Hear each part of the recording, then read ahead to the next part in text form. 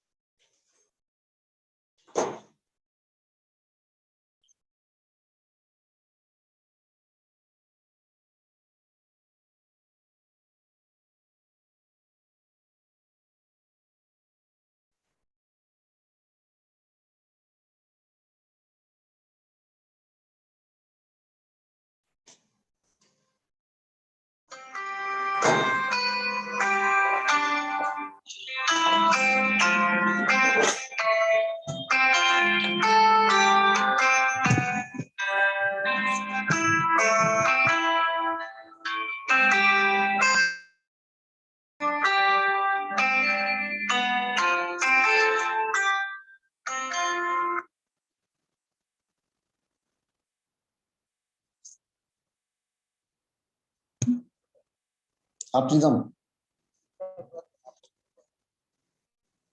हाँ बोलो।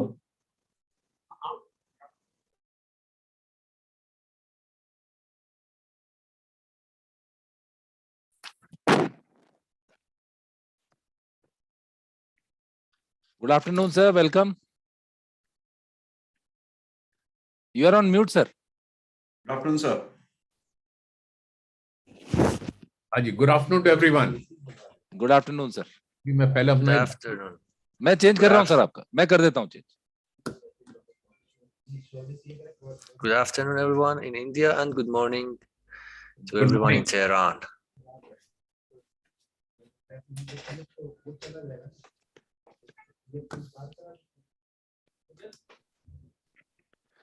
Good afternoon, Mr. Ravinder. You are on mute, Ravinder ji. Good afternoon. Good afternoon, everyone. My name is Ravinder Singh. I will be representing Embassy of India, Tehran. Yeah, we just got the message. I think Ambassador Saab has got.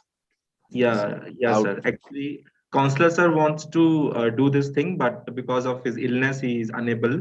So I will be representing the embassy from myself. Thank you, Okay, sir. sir. Okay, thank you. Sorry, sir, I didn't get your good name, please. Ravinder Singh, second secretary. Thank you, sir. Thank you. Thank you. Anyway, good morning. My name is Mr. Mustafi. I'm the president of Investment Center of Investment at Chamber of Commerce. Yeah, thank you. Welcome, ma'am. Welcome. Thank you very much for joining. Thank you. Yeah, Mr. Halaz, can you just introduce yourself as well? Yes, this is Hasan Hallaj. I'm Deputy for International Affairs of Tehran Chamber of Commerce. Oh, thank you. Thank you very much. My pleasure. So, Mr. Kansari is also joining. Yeah, he's also joined. Yes. Yes, he's also joining us in few seconds. Yeah. So we also have Mr. DP Goyal ji, our co-chair for the committee. Goel Saab, namaskar. Good afternoon, sir. Good afternoon.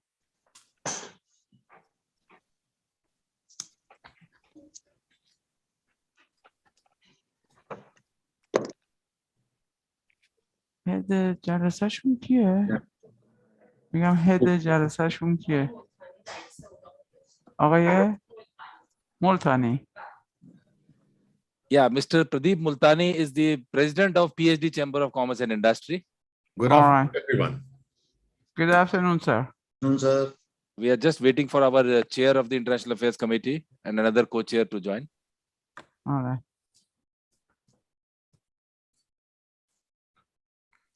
Neeraj, Mr. Rezvanian, if you can just check. Yes, sir. I'll just. خانم مجیدی من اگه بخوام میکروفونم آف کنم باید چه کار کنم؟ اینو میزنم دیگه؟ Has His Excellency joined Dr. Ali Chenga? No, sir, Mr. Chegni has fallen ill. So in his absence, Mr. Masood Rezvanian, the Deputy Chief of Mission, would be joining. Mr. Masood? Rezvanian. Okay, ji. DCM. Now there's this pandemic, all of a sudden people go, we have Yeah. to be very, very careful, sir. Sorry, how is the situation of Omicron in India now at present? What is the... It is now below 10% positivity rate in India. So things are definitely improving. And in Delhi, which was the epicenter of this Omicron, now it is below 5%. Oh, it's below 5. The positivity rate. Right, well, unfortunately in Iran, we have just started the seriousness of the Omicron for the last couple of days. And somehow the rate is increasing. Yeah, but the main thing is because you see the testing which people do, that can always vary. So the main thing is that out of every 100 patients, how many are testing positive? So that positivity rate is the main cause of concern, because it had hit 30% here. Yes, correct. Well, anyway, since I mean, we were okay, we were really good for Omicron, but unfortunately the last couple of days the rate has started increasing, and now we have quite a number of the cities which they are red, and so we have to look for the best. Yeah, but madam, let me just say one thing.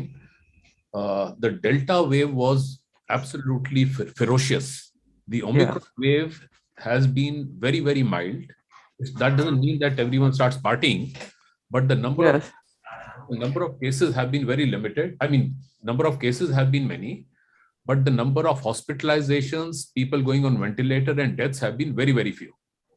Yes, correct, sir. I think somehow maybe it's because of the most of the people, they have receiving this vaccination, the second and the third shot. So This is the reason, but unfortunately now everybody is not putting that much of attention.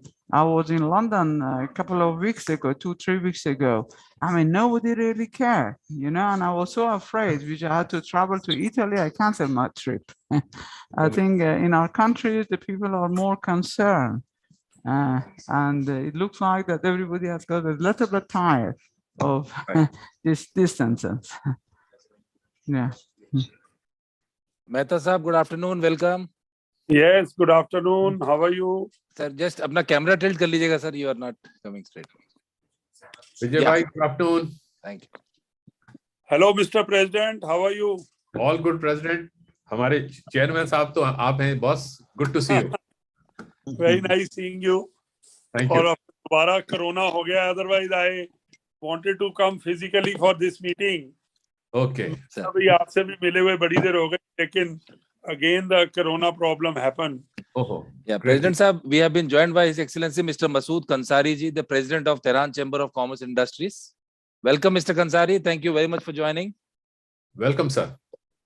Welcome, Mr. Kansari. Mr. Kansari, sir. And we also have Mr. Syed Raza Syed from Director General of the Asia Pacific Office of Iran Trade Promotion Organization. Welcome, Mr. Syed.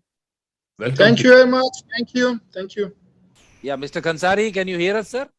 Thank you. Yes. Thank you. Thank you very much for joining, sir.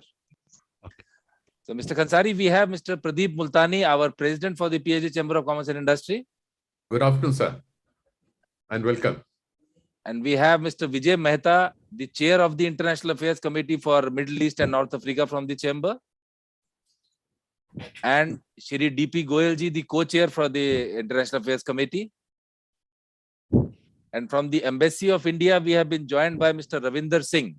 He will be representing His Excellency today because His Excellency has all of a sudden some medical issues, so he is not able to join us.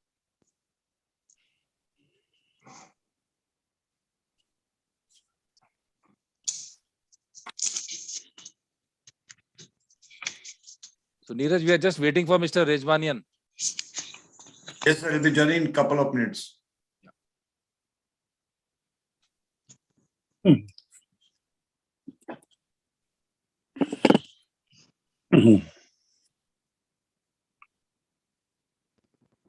So I would like to inform all the panelists that we have participants from Tehran, Iran, as well as from India.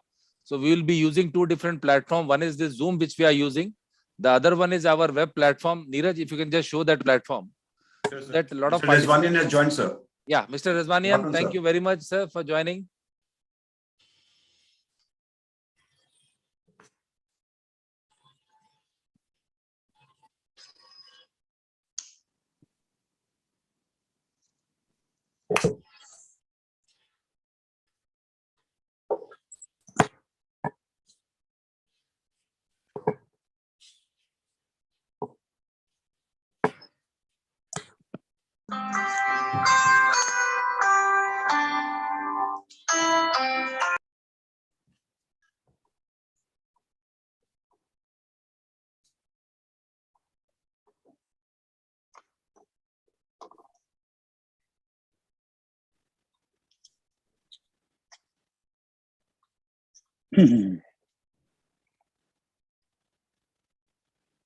Thank you, Mr. Rejwanian. Can you hear us, sir?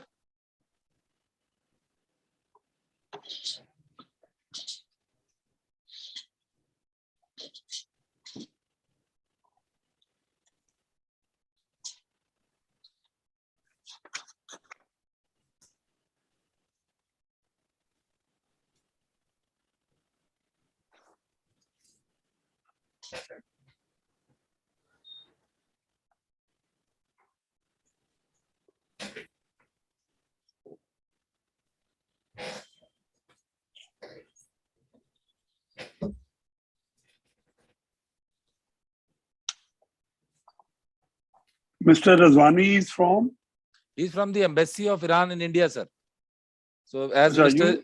you- Mr. I thought- Chigni, Ambassador Saab has, I thought- I think he is not well, sir, because some morning he No, was no, having you some- said Mr. Ravinder Singh would be joining. He's from the Indian Embassy in Iran, sir. Okay, okay, all right. So we have Mr. Masood Rizwanian, the Deputy Chief of Mission And, from the Embassy of Iran in India.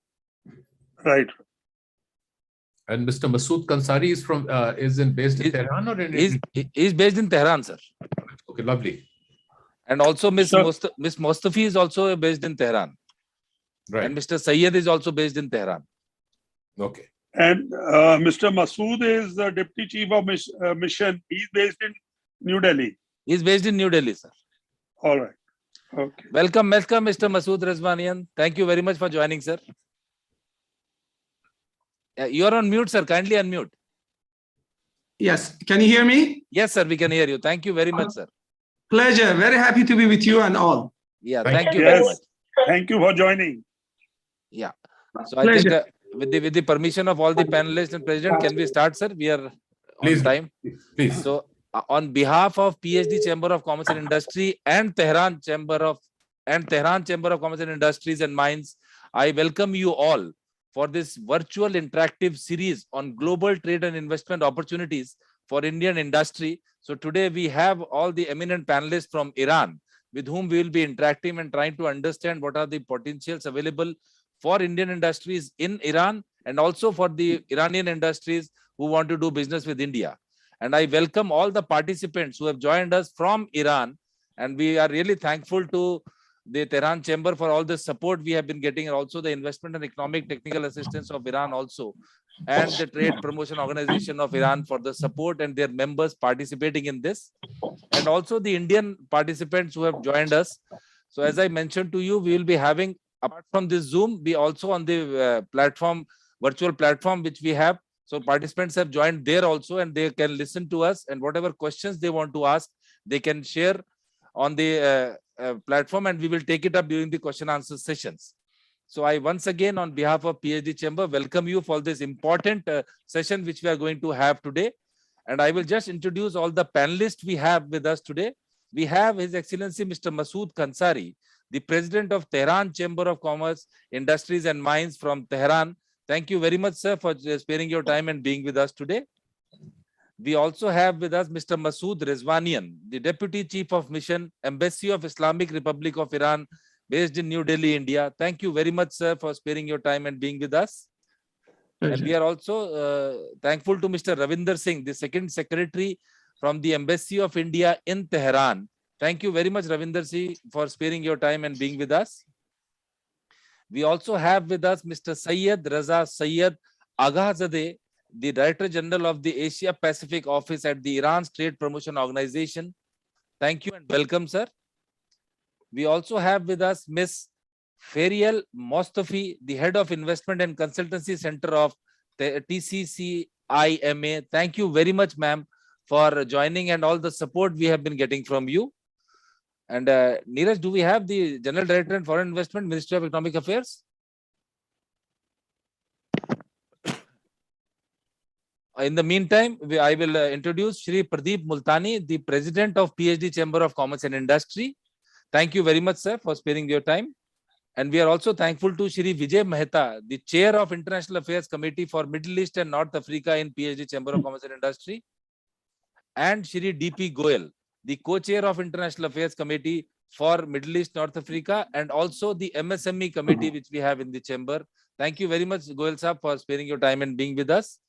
Myself, Naveen Seth, I am the Assistant Secretary General, joined along with my colleague, Mr. Neeraj, who heads the International Affairs Division in the Chamber.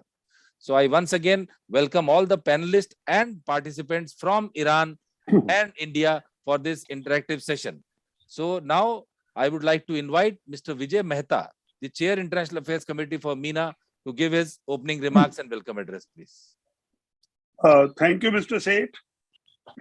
Mr. Masood Rizwanian, the Deputy Chief of Mission from the Embassy of Islamic Republic of Iran, India. Mr. Ravinder Singh, Second Secretary from the Embassy of India in Iran. Pradeep Multani, President of PhD Chamber of Commerce and Industry. Mr. Masood Kansari, President of Tehran Chamber of Commerce and Industries. Mr. Syed Raza Syed, Director General of the Asia Pacific Office at Iran Trade Promotion Organization. Madam Farial Mostafi, Head of Investment and Consultancy Center, Tehran Chamber of Commerce. Mr. Dev-Prakash Goyal, Co-Chair International Affairs Committee for MENA. Industry members from India and Iran. Friends from the media. Good morning to dignitaries from Iran and good afternoon to everyone joining us today from India. My warm welcome to each one of you for today's virtual interactive series on global trade and investment opportunities for Indian industry in Iran. My special welcome to the representatives of the Iran Embassy in India, the Indian Embassy in Iran, Mr. Masood Khansari, Mr. Syed Raza Syed, and Madam Farial Mostafi for sparing your valuable time for joining us today. I would also like to place on record our sincere gratitude to both the missions and especially to Tehran Chamber of Commerce, Industries and Mines for their continued support and guidance extended in organizing joint activities and events like the one we are witnessing today. Friends, as you all may be aware, this is the first in the series of virtual interactive series of global trade and investment opportunities for Indian industries in the year 2022. A solution to help the international investment and trade promotion boards, special economic zones, free trade zones, and industrial parks in Iran to explore the potential clients from India, the current situation. This series will allow to network and make new business connections with an idea to highlight and showcase the various opportunities and incentives provided by the world's prominent investment attractive economies to Indian investors. The interaction will be followed by a high-level business delegation of our chamber, PIG chamber, the members to Iran this month or early next month, depending upon the availability of the industry members on both sides. I am sure that today's deliberations will throw light on the priority sectors of trade and investment, ease of doing business, and the various incentives for investments in Iran for the Indian investors. I thank you all once again for joining, and I hope and I look forward to a very fruitful discussion during the next 1-2 hours today. Thank you very much, ladies and gentlemen. Thank you very much, Mehta Saab, for giving Thank your you. remarks on this. So now I would like to invite Mr. Pradeep Multani, the President of PhD Chamber of Commerce and Industry. And for the benefit of all, I would also like to inform that he is the Chairman cum Managing Director of Multani Pharmaceuticals Limited, one of the largest company on the Ayurveda sector in India. So I invite Shri Pradeep Multani ji for his presidential address. Thank you very much, Mr. Naveen Seth. Good afternoon to all eminent dignitaries, industry members from India and Iran, friends from media. My warm welcome to each one of you once again for sparing your valuable time for joining us on today's virtual interactive series on global trade and investment opportunities for Indian industry in Iran.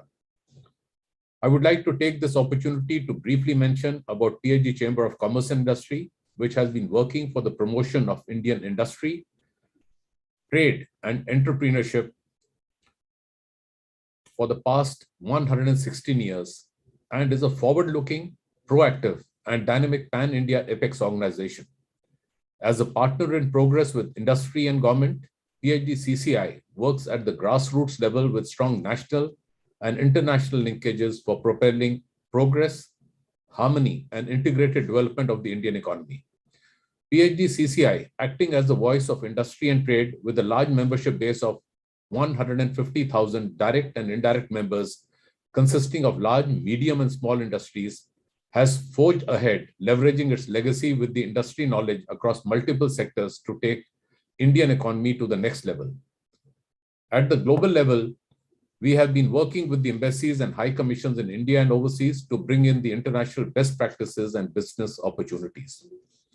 Friends, outbound investment from India have undergone a considerable change, not only in terms of magnitude, but also in terms of geographical spread and sectoral composition. Analysis of the trends in direct investment over the last decade reveals that while investment flows, both inward and outward, were rather muted during the early part of the decade, they gained momentum during the latter half. The current global pandemic has banned travel worldwide, which has made it difficult to carry out business with Indian investors.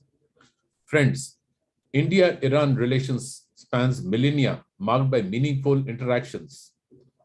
The two countries shared a border until 1947 and shared several common features in their language, culture, and traditions. Both South Asia and the Persian Gulf have strong commercial, energy, cultural, and people-to-people links. Besides geographic proximity, India and Iran share a historic relationship that has its mark even today. The bilateral trade between India and Iran during the fiscal year 2021 was USD 2.1 billion. The major Indian exports to Iran included rice, tea, sugar, fresh fruits, drugs, pharmaceuticals, man-made staple fibers, electrical machinery, artificial jewelry, etc. And major Indian imports from Iran was dry fruits, inorganic, organic chemicals, glass and glassware, natural or cultured pearls, precious or semi-precious stones, leather, gypsum, etc.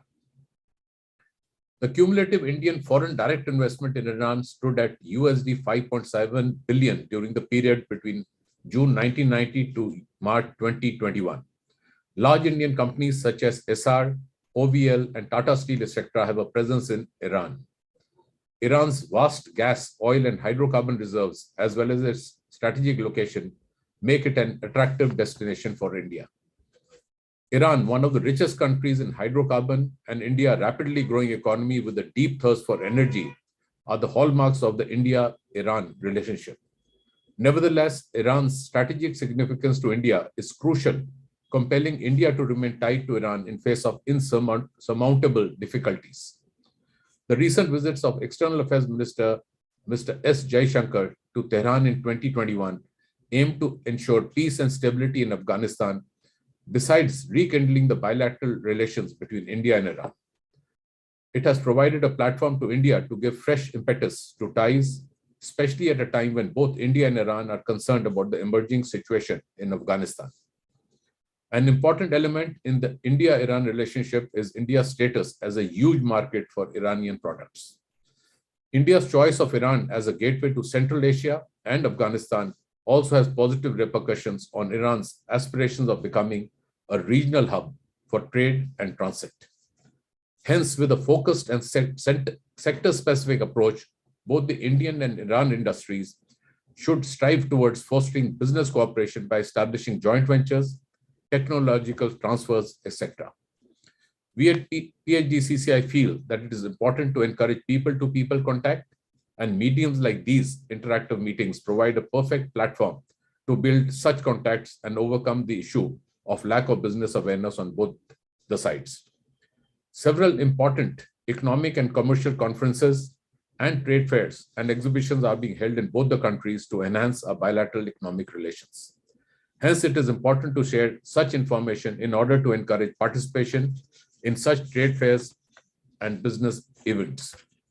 I would also like to thank today our strategic partner, MEFCOM Financial Services, and event partner, Cherry Enterprises, for extending the support to sponsor this event.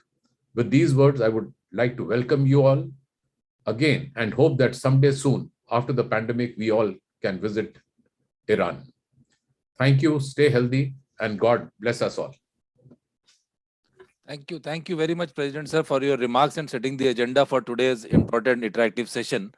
And just to add on what President Sir just mentioned and to apprise all the participants that we from PhD Chamber of Commerce have been participating in the exhibitions happening in Tehran on the textile sector, on the packaging sector. And again, as our chair also mentioned that if possible within this month or maybe early next month, we want to have a high-powered delegation of multi-sector taking to Tehran so that we can have one-to-one interactive sessions and meetings with you all there with the support of all of you.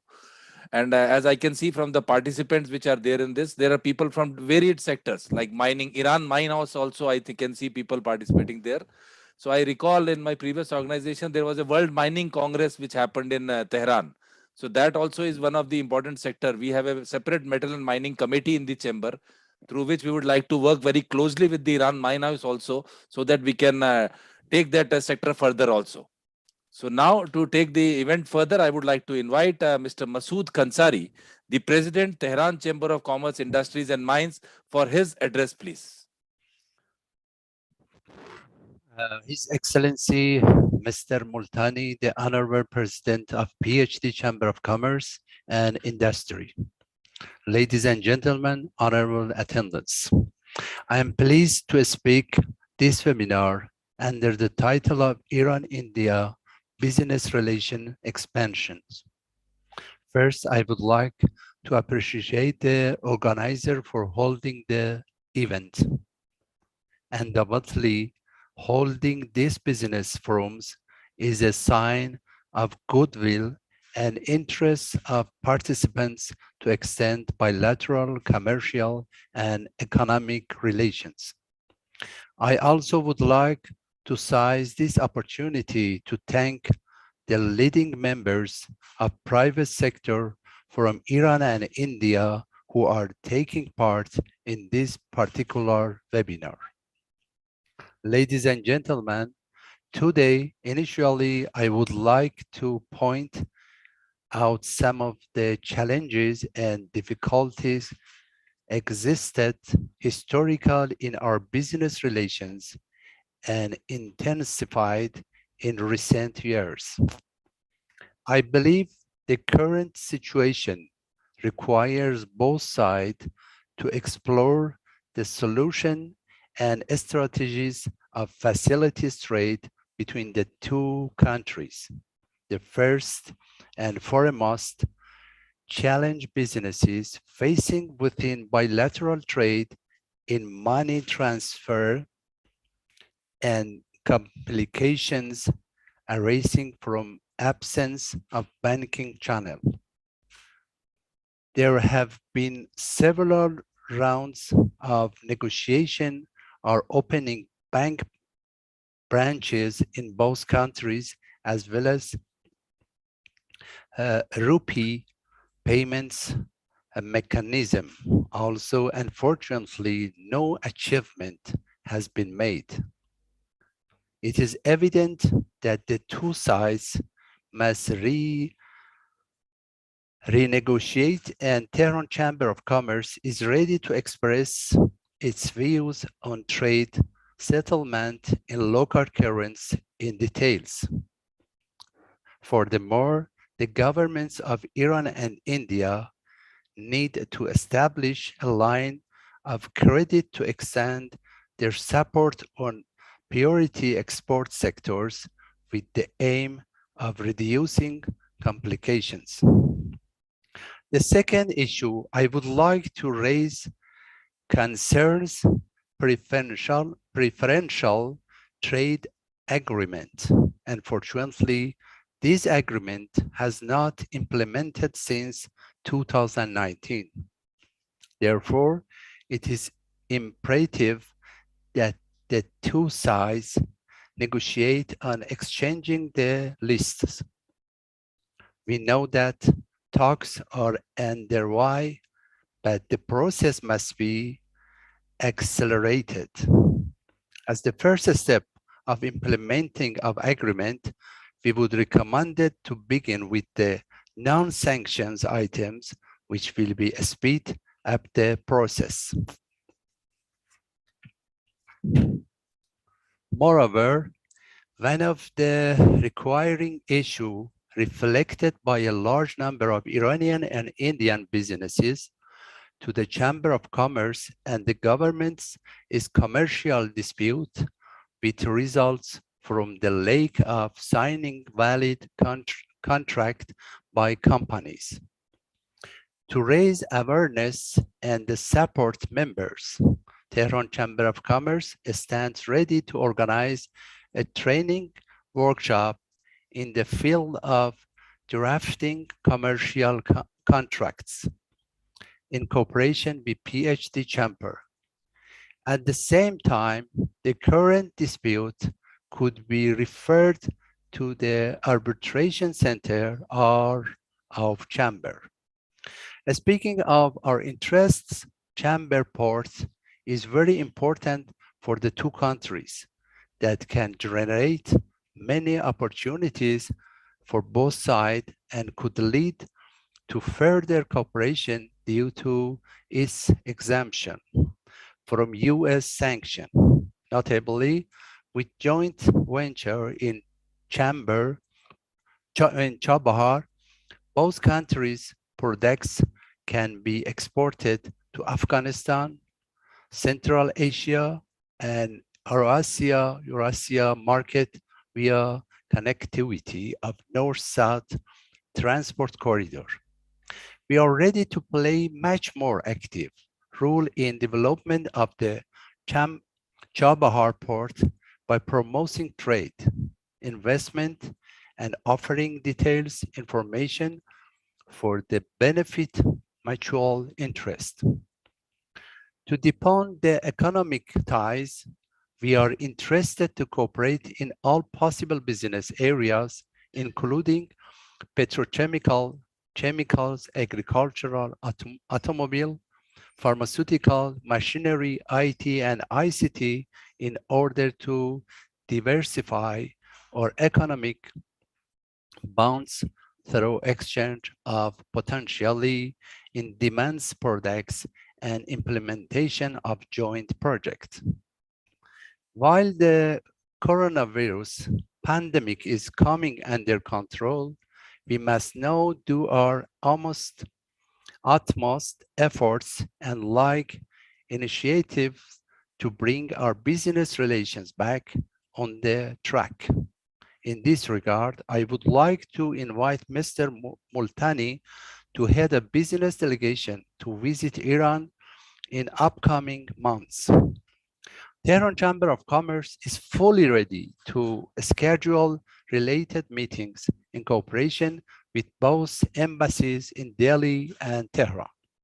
Honorable guests, in conclusion, I would like to take this opportunity to once again express my thanks to His Excellency Mr. Multani for the great efforts towards consolidations of our mutual relations, and I wish to extend my gratitude to the organizer of this event and wish you all success and blessing. Thank you. Thank you very much, Mr. Kansari, for your kind words. And as you rightly mentioned, and you have invited our president to lead the delegation. And for sure, we are seriously working on it. And the sectors which are potentials which you mentioned, we will be in touch with your office so that we can plan our delegation ASAP, as we are also very keen to do a lot of business with the Iranian companies. And we once again thank you and the chamber for all the support we have been getting in the previous years also. The virtual B2Bs which we have done, the interactive sessions which we have done, we have always got a very good support and cooperation from your chamber. And we are really thankful to you for that, sir. So once again, thank you very much. So now I would like to invite Mr. Masood Rezvanian, the Deputy Chief of Mission, Embassy of Islamic Republic of Iran in India. Sir, we would like to hear from you. And before that, we once again thank you for the support and cooperation we have been getting from you, sir, as and when we have visited your embassy or whenever you have visited to the chamber. It is always a pleasure to meet you and interact with you, and also with His Excellency Shri Chegni ji also. So we would like to hear it from you, sir. Thank you very much, my good friends in PhD Chamber, Excellency Mr. Pradip Multani, President of PhD Chamber, Mr. Excellency Khansari, President of Tehran Chamber of Commerce, Mr. Kodei, Director General, Investment Organization of Iran, Mr. Aghazadeh, Director General, Iran Trade Promotion Organization, Mr. Jalili, Chairman, Iran-India Joint Chamber of Commerce, and Mr. Gautam Vahi, our good friend from Indian Embassy in Tehran, and also all other colleagues, including Mr. Vijay Mehta, Dr. Niraj, and including you and also all other good friends in PhD Chamber. For me, to be approximately more than 8 years to be in India, I have always shared very good moments with PhD Chamber. I have always been privileged to be in meeting with you and in good discussion on various aspects on relations between Iran and India. At the beginning, let me express my delight to be with you in this virtual meeting. At the same time, I would like to appreciate the efforts of PhD Chamber and Tehran Chamber of Commerce for organizing this webinar, which is a sign of a strong will among the officials and business communities of our two great nations to promote and take advantage of all trade, business, and investment opportunities. Since the old ages, Iran and India, due to their geographical proximity and cultural commonalities, have enjoyed friendly and cordial ties. In the new era, in addition to these cultural commonalities, availability of huge oil and gas reserves, geographical location of Iran, which is only 1,000 kilometers far from the western coast of India, and could offer great access to India through Indian port of Chabahar and International North-South Transit Corridor, INSTC, to connect to other countries, especially Afghanistan, Russia, Central Asian countries, and East and North Europe, together with India's massive needs to energy and other resources, have made Iran not only establish a traditionally cordial ties with India, but also to play a special role in ensuring India's energy security and other purposes. Despite all this and the very constructive and positive cooperation in a variety of areas between us, we should not ignore and underestimate other opportunities to bring our great relations to some new heights. Accordingly, the two governments have always tried to be vigilant of the challenges, barriers, needs, and requirements of our bilateral ties. As the result of our extensive joint efforts, in December 2010, a very useful rupee payment mechanism was set up. This arrangement, which was updated and renewed in November 2018, has successfully and sustainably contributed to the direct and cost-effective business exchanges between the two countries. But this needs that Iran oil export to India to be restarted in order to generate more rupee resources for continuation of trade between the two countries. Today, there is an impressive political will among the top authorities of Iran and India to expand further the ties in all areas. The emerging markets of Iran, with its 85 million population and stable political system, could offer huge potentials for both trade and investment in oil, gas, petrochemicals, in particular, setting up fertilizer and LNG plants with the aim to export their products to Indian markets, power plants, especially renewables, connectivity, including various railway and road projects, as well as mine and aluminum and steel plants. Availability of rich resources, educated manpower, and good access to sea routes through our ports in Persian Gulf and Sea of Oman are the other opportunities. These opportunities, together with geographical proximity and great political relations, can help to sustain India, to sustain its growth even at the times of economic hardship. As far as our bilateral trade with India is concerned, our total trade volume in 2018 passed $17 billion, out of which $3.5 billion belonged to Indian exports. This shows how easily we could return and make some significant achievements. Goods such as metals, processed minerals, basmati rice, machinery, instruments, man-made yard and fabrics, primary and semi-finished iron and steel, drugs, pharmaceuticals, fine chemicals, tea, transport equipment, plastic, sugar, cotton yarn, and electronic goods are among the major items being exported by India to Iran. India's strong entry into the Iranian market could not just be as a big boost to India's economy. This also means pushing stronger for regional peace and security and a more critical role of India in regional and global calculations, through more interdependence. In this regard, understanding the potentials and opportunities and preparing joint strategies to convert the challenges into opportunities are the most important issues for such an objective. Also, we have to ensure that future cooperation between Iran and India goes beyond mere the sale and purchase of goods, and it is extended to joint investment and scientific and technological exchanges to meet our common needs. Accordingly, many more steps have to be taken to achieve our common objectives for a sustained trade and business. Here, the role of trade institutions and chambers of commerce in both countries in putting the governments in the right directions and safeguarding these relations is of crucial importance.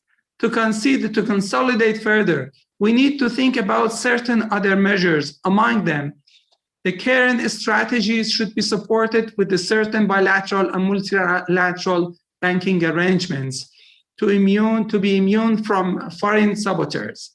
The banks of the two countries should open their branches in each other country. Establishing joint commercial banks between India and Iran, which specifically focus on trade and investment between the two countries, could to a large extent bypass our shared concerns regarding possible disruptions by third parties. Certain agreements, particularly on bilateral investment promotion and protection and preferential trade, have to be concluded and signed between the two countries as early as possible. Unfortunately, we have lost a great time due to COVID and also some other bureaucratic issues, and these and discussions needs to be expedited. India has signed and put into force such agreements for many other nations, which are even much smaller and less important than Iran. So why not with Iran? These new measures could play an active role in minimizing the current barriers and challenges, enhancing friendship between the two countries, and bringing fruitful results for peace and stability through further economic integration in our region. At the end, I wish to reiterate on a special thanks to my friends and to all organizers and all who have joined this meeting today. Thank you very much for your kind patience. Thank you very much, Mr. Rezvanian. And as we have been discussing, we will immediately come over and meet you also so that we can plan our delegation and seek your support in that, sir. Thank you very much. So now I would like to invite Mr. Ravinder Singh, the Second Secretary from the Embassy of India in Tehran, India, for his address, please. Thank you, Mr. Naveen-ji, respected Excellency Rezvanian, Mr. Khansari, Mr. Hallaj, and Mr. Multani, and Mr. Mehta-ji, and very good afternoon to everyone. At the outset, I would like to thank PhD Chamber for organizing this Global Trade and Investment Opportunities webinar at a very opportune moment. I would like to put the light upon the bilateral trade between the both countries. As you know that bilateral trade in 2017-18 was 17 billion, and it decreased to 2.1 billion in financial year 2020-21, which is a decrease of 87% over 3 years. So it's a huge, and the reasons we know, it's very obvious. But the good thing is that there is a commitment between both the countries to increase the trade to further. The trade between both the countries have been related to traditional items of trade like agriculture pertaining to rice, tea, sugarcane, fresh fruits.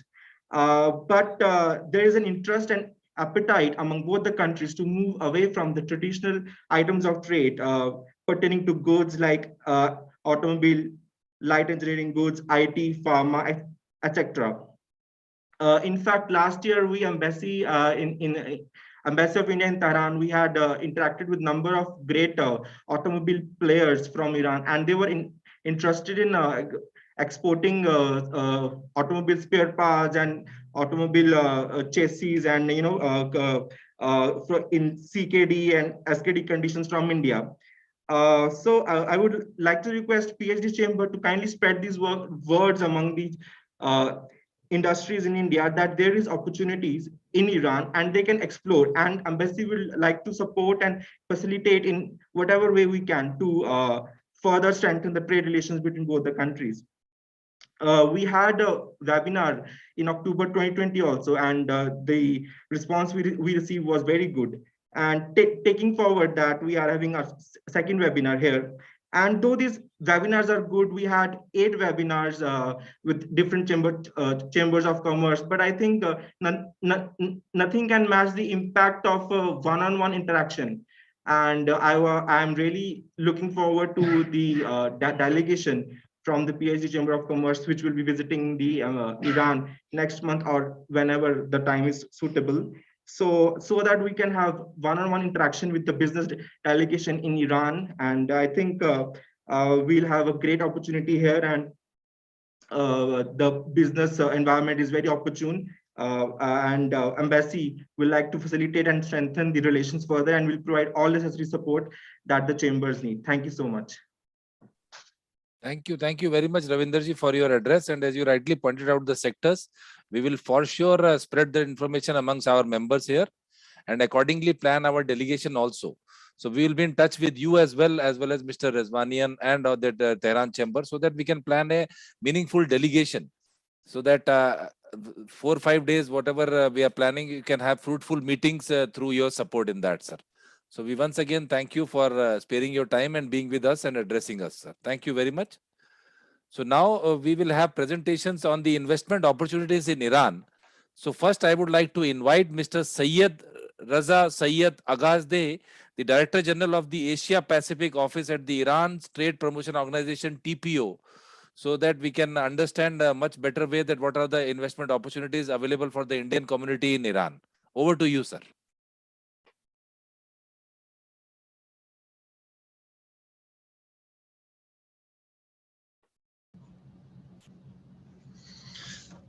Thank you very much. And I'm so happy to be in this event.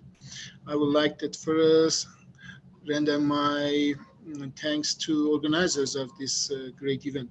I understand this event webinar is ready to send a delegation from the India to Tehran. Then I would like to focus on more issues that can be carried out by this delegation. As you know, Iran Trade Promotion Organization is responsible for expansion of bilateral trade with other countries, even with international organizations. And India, is one of the important our trade partners. That we think that there are many opportunities, there are many sources to expand bilateral trade and investment between India and Iran. As you know, we are a country rich with the natural resources, human resources, geo-economy, position, and all of this can be utilized by cooperation between Iran and Indian the companies, communities.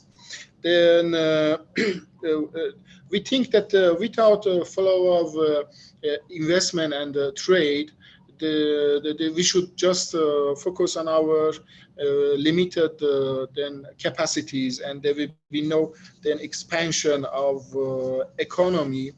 Then we need for cooperation. We need to cooperate with other countries as well as China, as well as India, that as a very important trade partner. Now Indian economy is expanding, is a very big economy in international, then in world level, 60th economy of the world. Then we find that India now is a one of the main sources of investment and main sources of the trade that we should consider it in different areas to have cooperations with Indian the government, with companies. our organization indeed belongs to Ministry of Industry, Mine and Trade. Then we are covering mining sector, industrial sector, and also trade sector. Then to promote these corporations in these three areas, we have some instruments that I think these instruments, these capacities are important to Indian investors, to Indian traders, to have cooperation with Iran, which has industrial parks. As you know, we have more than 700 industrial parks in Iran. In the industrial parks, we provide the basic needs of establishment of the investments, basic needs of the companies to want to then have operation. Then it is ready to then have the Indians companies in presence. As you know, we in the mining sector, Iran is very rich, and we have different source of the mining resources. But of course, utilizing this mining resources needs the investment. Investment should be absorbed to this capacity. Then it can be flourish. Then we invite the Indian companies to study this sector for cooperation between two countries. I hope in a coming delegation from India to Iran, this part be well studied, and we are ready for cooperation with the Tehran Chamber of Commerce. And also I want to then express my thanks to this chamber having the very active role in expanding the bilateral relations with other countries, especially with India. I saw they have many events. You know, we have in governmental sector, we have some the mechanisms to boost the trade and investment between two countries, Joint Economic Commission, Joint Trade Committee. Also, Iran is a part of the Indian Ocean Rim Association, IORA. They are in the governmental level. I think we need to activate the joint the trade committee. This joint trade committee can be a ground for negotiations, for dialogue between two sides to then find opportunities or solve the problems. One of the issues that now we are following with the Indian friends is a preferential trade agreement that already we finalized the 5 rounds of negotiations, and the main text of this agreement finalized between India and Iran. Now we are working on the product lists that two sides should exchange this products list, and after that we can decide about how much we can give the concession to each other. But already we have sent our list to Indian side, and I hope that PHT Chamber of Commerce and Industry, as important the economic and business body in India, then can follow this issue with the government of India. As soon as possible, we have the Indian list of the products. We believe that if we implement this preferential trade agreement between Iran and India, very easily our bilateral trade can increase to $7, $8, and $10 billion very easily, because in our study here in a trade promotion organization, we find the opportunity for expansion of the trade between Iran and India is more than this, very more than this. But unfortunately, because of some problems, COVID-19 expansion, and even sanctions have some effect that we are not going smoothly in the way to finalize the preferential trade agreement. Then so far that we witnessed a decrease in trade relations between Iran and India because of sanctions, because of the COVID-19 expansions. And then we hope that the delegations, exchange of delegations between two countries can help us to very fast explore these areas for cooperation. One of the issues is banking issues between Iran and India, also with many countries, not just then specific for India. Then one of the solutions that we are thinking about is already we implemented with some countries also is the barter trade mechanism that can be then implemented between Iran and India. I think the opportunity for barter trade mechanism between Iran and India is significant. There are many products coming and exporting also to India. Then we can decide about how to organize part of our business by barter trade mechanism, which our organization and Ministry of Industrial Trade and Mine is responsible for this mechanism in Iran. And then we think that we should also we are following with India then to implement this. Then one of the issues that can help us to increase our bilateral trade can be this issue.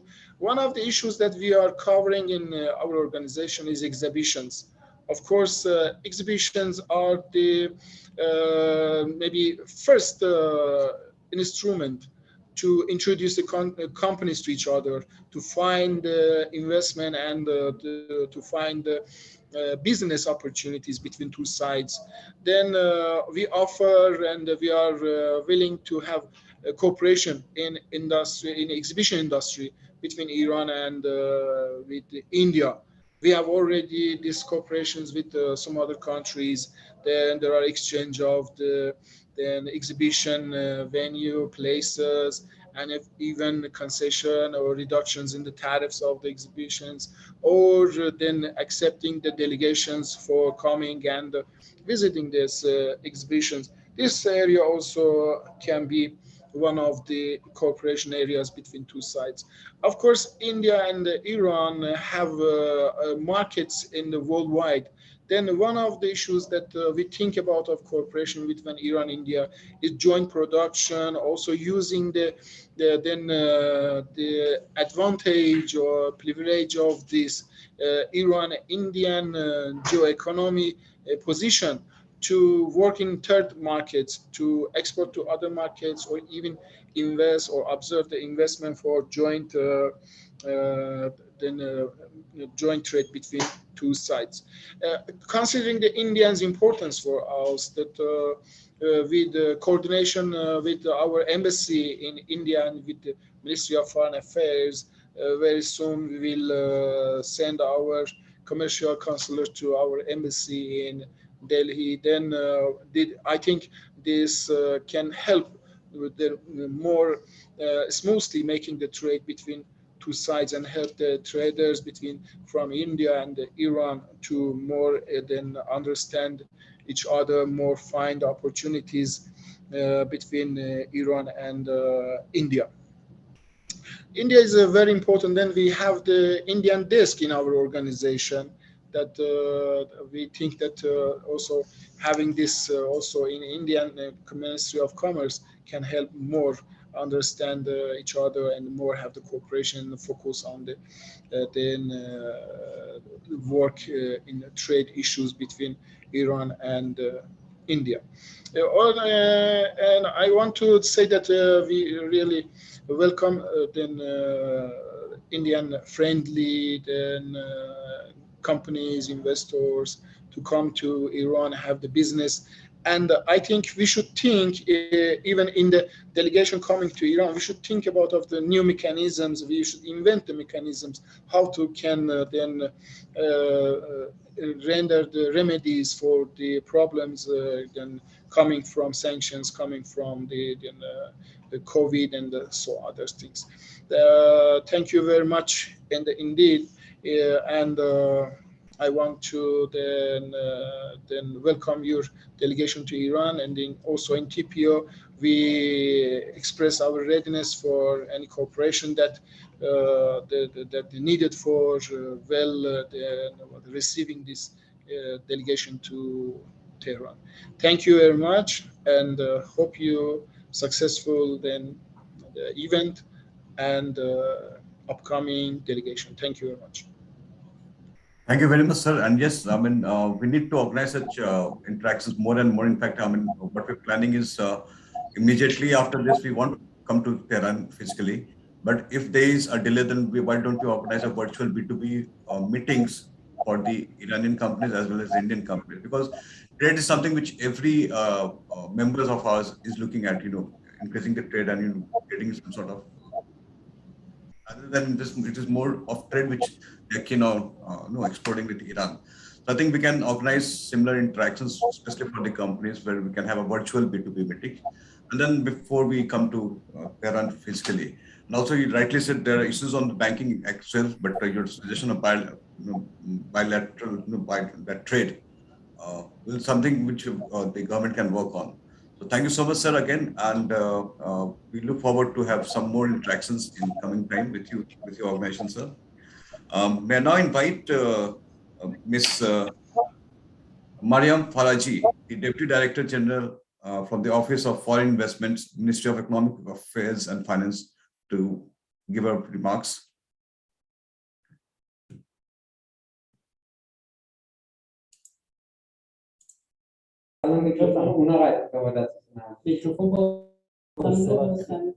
Ma'am, you need to switch on your video.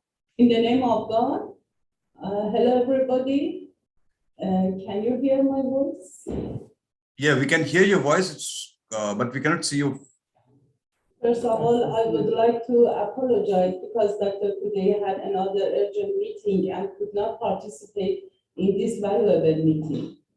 At first, I would like to watch a clip that we have provided about Iran investment opportunities, and then I can continue about some important issues that we must exchange after it.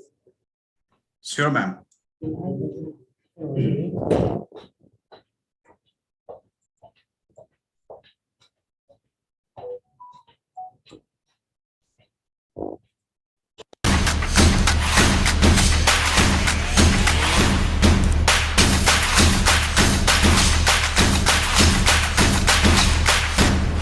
This is Iran. This is Iran. Vibrant. Vibrant. Full of excitement. Full of excitement. Fertile. Fertile. With a glorious culture and civilization. A country with an ancient history and in possession of leading-edge modern technology. It is home to skilled experts and inexpensive workforce. It is full of wonders and glory.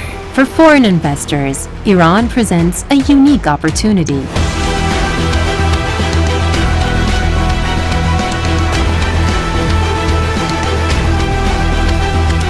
Iran is a vast expanse of land featuring the best of options. It sits at the center of energy generation and at the confluence of north-south and east-west corridors.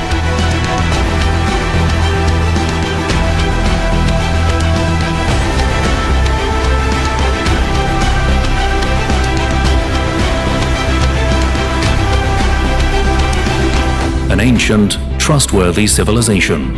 It is home to hard-working, kind, and educated people.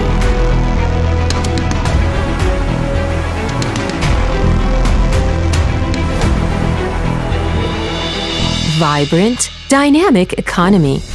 It is rich in hydrocarbon resources. Iran is the world's fourth largest oil producer. It has the second largest gas reserves in the world. Iran is the world's 10th country when it comes to the number of tourist attractions. It is the world's fifth largest country when it comes to must-see natural ecosystems. It has the biggest industrial hubs in the entire Middle East and North Africa region. It ranks 4th to 9th in the world when it comes to the production of zinc, lead, aluminium, manganese, and copper. It is the fourth in the world when it comes to diverse agricultural produce. It facilitates economic and trade activities. It enjoys inexpensive, skilled workforce. Iran is a powerhouse when it comes to scientific and technological capabilities and stem cell research. It has cheap energy resources. It offers attractive tax holidays and customs-related incentives for re-exports of products. Local and regional markets. With a population of 80 million, Iran is a thriving market for production and consumption.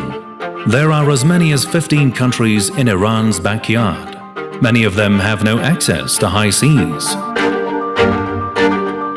Iran offers access to a 500 million strong market in the region. Iran offers special incentives to producers to export their goods to neighboring countries.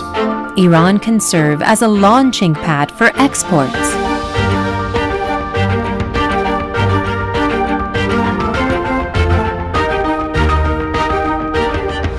Quality and quantity of products.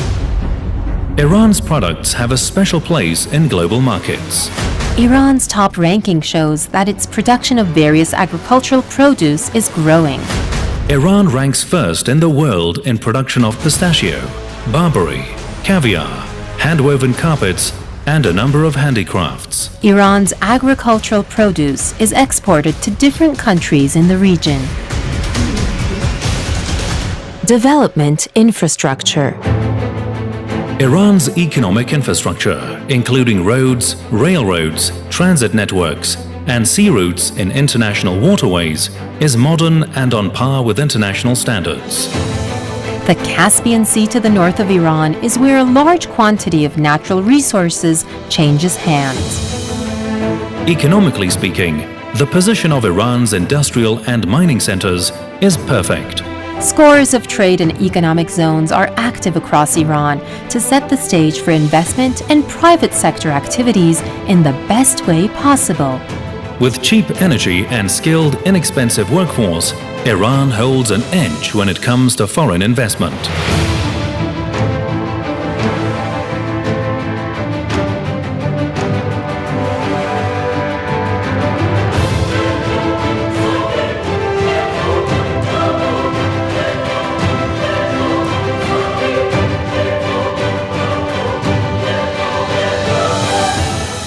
Successful investment in Iran. This is Iran, a safe haven with the best of options. Iran is a vibrant and energetic country with an ideal business environment for investment. Via Iran's advanced telecom network, you can be connected to the world anytime. Iran means investment. Iran means trade and business. Where to invest in Iran? Industry, mines, agriculture, and service sectors. Fishing, construction, transportation, energy, water, communications, and IT.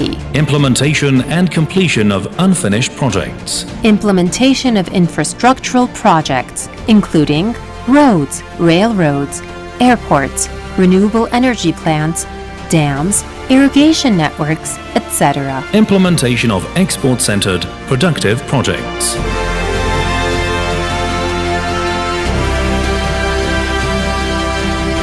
Organization for Investment, Economic and Technical Assistance. The Islamic Republic of Iran has one of the most progressive laws that encourage and protect foreign investment. As an agency which encourages foreign investment, the Organization for Investment, Economic and Technical Assistance is the only institution in charge of foreign investment in Iran. Under the Foreign Investment Promotion and Protection Act, FIPA, the responsibility to encourage, support, and facilitate foreign investment lies with the Organization for Investment, Economic and Technical Assistance. It is the sole agency that issues FIPA licenses. The Organization for Investment, Economic and Technical Assistance stands by foreign investors all the way in order to facilitate the investment process. The offices for investment services based in the organization's headquarters and in 31 provincial capitals are responsible for leading, encouraging, and supporting investment. The organization is the agency in Iran that foreign investors can refer to settle their complaints and disputes. The organization offers before care and after care investment services. It renders different services to foreigners when it comes to obtaining visa and residence permits. Introduces, among other things, investment opportunities and capabilities in Iran.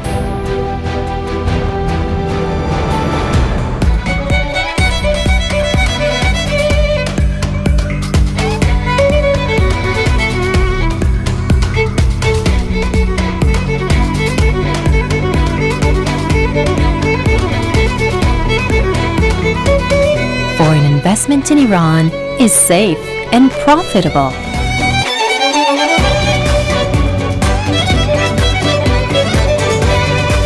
Iran always stands by investors.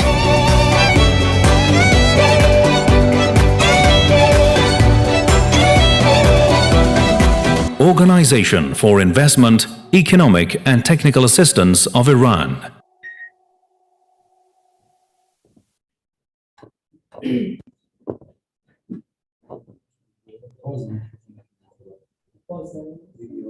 Okay, everything that I would like to tell about Iran investment opportunities we had in this clip. And now if I have enough time, I would like to add some important points about Iran and India. I asked from my colleagues and my friends in Chamber of Commerce that let us to show دوستان در اتاق بازرگانی ما تصویر اجازه پخش تصویر رو نداریم. اگر این دسترسی رو به ما بدید ممنون میشم.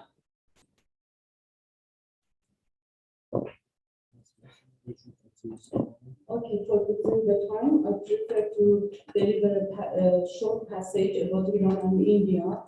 I take this opportunity to extend the gratitude on behalf of myself and my colleagues for holding this meeting. The two countries, Islamic Republic of Iran and India, have long and favorable relations, and their commitment to peace and dialogue can bring them closer together, paving the way for better utilization of numerous potential and current capabilities in trade, technology, agriculture, cultural, economic, trade, and industrial sectors. As the person in charge of promotion and protection for foreign investment in Iran, I assure you that the current opportunities in Iran are unique and provide various chances for Indian companies for making investment in various fields. The high-ranking authority of Iran welcome and support expansion and continuity of long-term relations with India. Holding this meeting, this kind of events with the intent of setting the stage for long-term win-win relations shall be effective for robust cooperation between Tehran and Delhi and can act as a proper tool to further connect and economic practitioners of the two countries.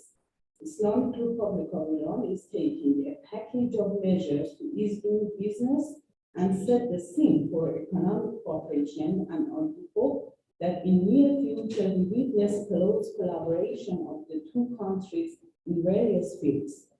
The Iran laws on promotion and protection of foreign investment, known as FIPA, provides vast protection for foreign investors and gives them the same rights as Iranian persons.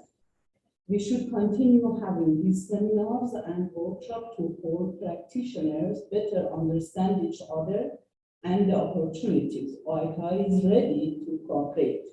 After Corona pandemic, I would like to invite you to travel to Iran and explore its unique investment opportunities. I also propose Indian investors to take this opportunity and hold face-to-face talks with Iranian project owners and discuss delegations to know more about Iran. ITI will be more than happy to cooperate and enhance investment relations.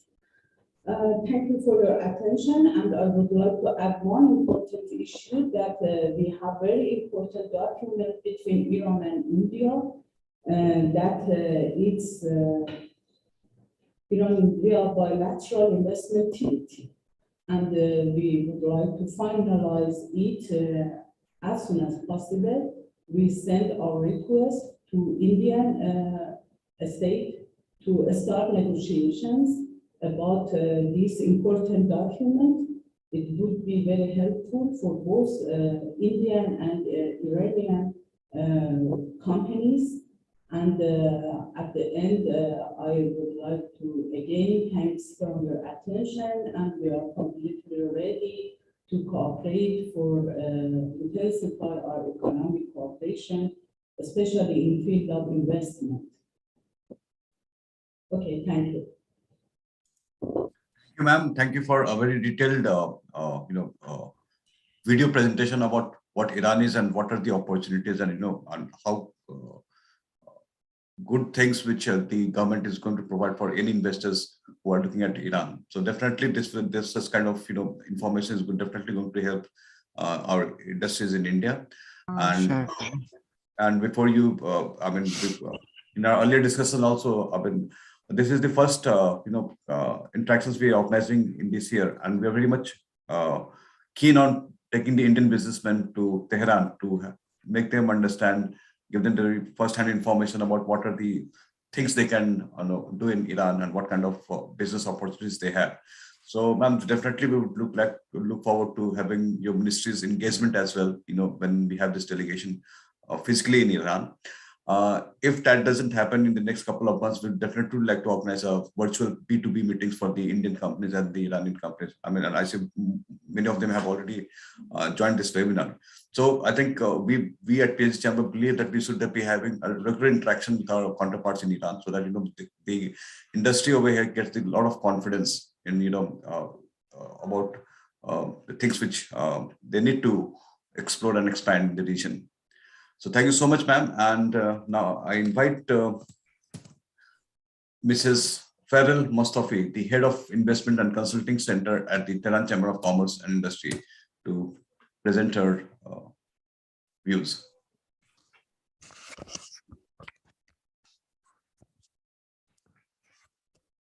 Good afternoon, ladies and gentlemen. I would like to share a presentation with you. So if you allow me. Yes, ma'am, please go ahead.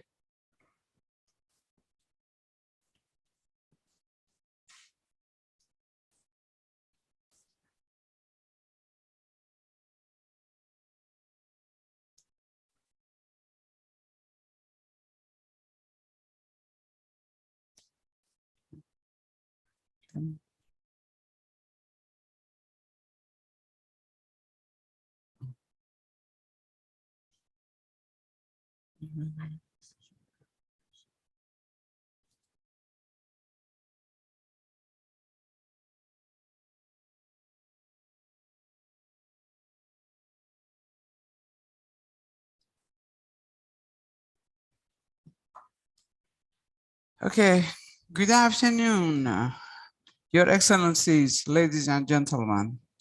As the President of Center of Investment and Consultancy Services of Tehran Chamber of Commerce, I would like to thank the organizer of this webinar to give me this opportunity, and hope this presentation provides useful information and leads to the real promotion in trade and direct investment.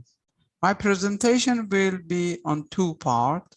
One, the introduction of Center of Investment at Tehran Chamber of Commerce, its role, mission, and achievement. And secondly, I will talk about the relation between India and Iran.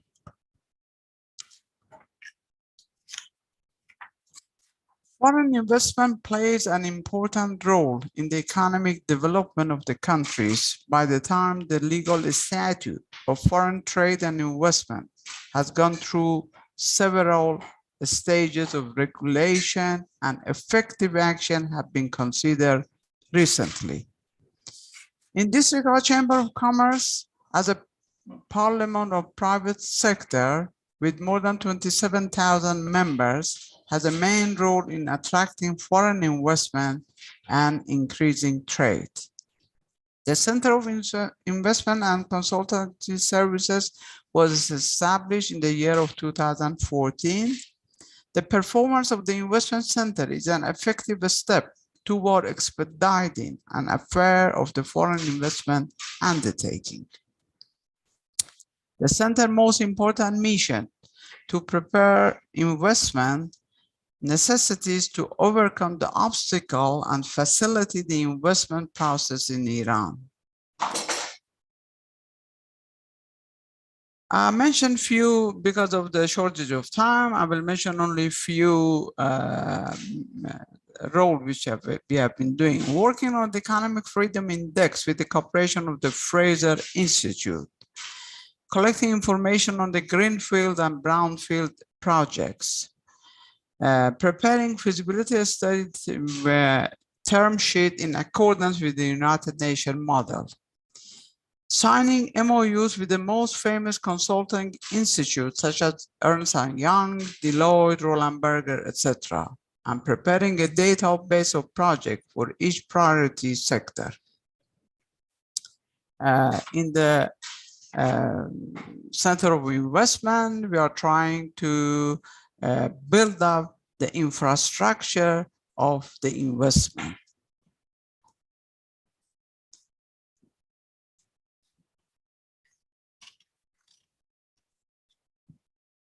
Well,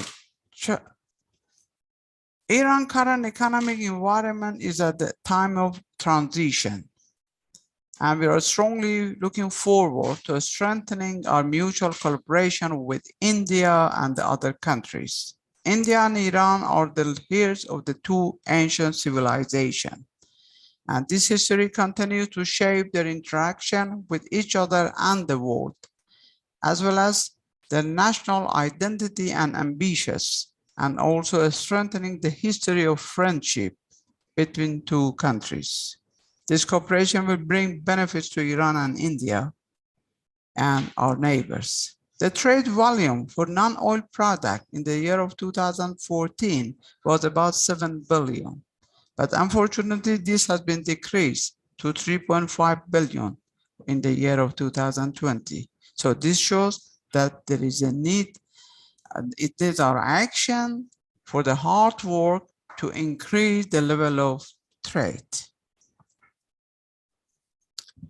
Chabahar Port is located in Sistan and Baluchistan province, southeast of Iran.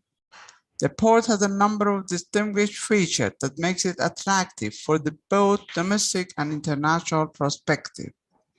Located in the edge of the Indian Ocean, it is the only deep sea port in Iran with a direct ocean access. The geographic proximity to these countries such as Afghanistan, Pakistan, and India, as well as its status as a key transit center on the international north-south transport corridor, gives it the potential to develop into one of the most important commercial hubs in the region. Chabahar is also one of the few places in Iran that is exempted from the sanction, which significantly simplifies trade procedure with other countries. The construction of the port project in the Iranian city of Chabahar has been gaining increased attention as a potential global trading hub and an arena of geopolitical competition. India has served as a primary investor in Chabahar. Well, I'm going to pause from this because Mr. Faraji more or less explained about the facility which the Iranian government gives to the foreign investors. In this slide, you can see the opportunity for the joint investment in different fields, such as trade, welfare, services, tourism. Here, we can see the opportunity in the investment in the specialized parks. And because of the shortage of time, I will just pass them over and I can leave the presentation to you. Then we have the opportunity investment in industry fields, which are shown here again. Iran is a country with a vast reserve of oil, gas, and mineral resources, contributing to the prosperity of the world economy. Iran is also exceedingly rich in mineral resources, which are worth an estimate of 27.3% of trillion US dollar. Iran is the main origin leading country in reserve and production in criteria-based metal, including iron ore, zinc, copper, and lead. Energy is an important material basis for the survival and development of the human society. The history of human society, development, and progress of human civilization always goes with energy improvement and replacement. The development and utilization of energy have greatly promoted development of the global economy and human society. In the world today, the green development of energy industry has become an important basis for sustainable development of the modern industry system. Iran is strategically located in the Middle East, sharing land border with 7 nations and maritime routes on its northern and southern western part. So it could be the hub to access extensive delivery routes connecting to Middle East and Eurasia. By using North-South transport corridor, instead of the standard route, which you can see from the slide, India can be connected to Europe by saving time for about 20 days and cost of 30%. This corridor can be alternative to Suez Canal. The North-South route creates opportunity for investment in infrastructure such as logistic hubs, warehouses for storing chemical and petrochemical products, and etc. As India is one of the leading countries in the field of generic drugs and can supply more than 50% of the world demand for vaccine, also Iran has its advantages in this field. Cooperation in this field can be beneficial to both countries. In the field of innovation and digital can also join hands. According to Global Innovation Index, which was issued in the year 2021, India is first in the region, 46 in the world. Iran is the second in the region with a ranking of 60th in the world. So cooperation in this field can be beneficial to both. At the end, I would like to give you some proposals and finish my speech today. Due to sanctions imposed by United States, limitation in financial transaction is one of the most challenging issues, creating obstacles for import, export, and reduction in volume of production. The proposed solution to solve money transfer problem of SMEs is to use the barter system. This is something which in Tehran Chamber of Commerce, we have been designing it, and we have been working on it, and we are welcoming our partner from the rest of the world in order to share this method. This approach helped to resolve the crisis of supplying raw material and goods to SMEs, and subsequently to facilitate the trade between India SMEs and Iranian companies. Two special purpose vehicle is required for running such a barter system, one in Iran and one in India. And here, I have to tell you, I mean, there will be no transaction of money because of the sanction. These two hubs can act to receiving in the local currency. The exporter can pay the money to the importer, and the same on the other side. Of course, Tehran Chamber of Commerce has been working on it, and we are ready in order to discuss this issue, and hopefully with your delegation visiting Iran in near future, I think it would be good that we can have this sort of discussion and further take it forward. Of course, we have some platform on the blockchain and cryptocurrencies as well, which I think the time is too short on this presentation. I would appreciate that once your delegation visits Iran in Tehran Chamber of Commerce, we are ready to host and discuss this issue with them. Thank you very much and have a good day. Thank you.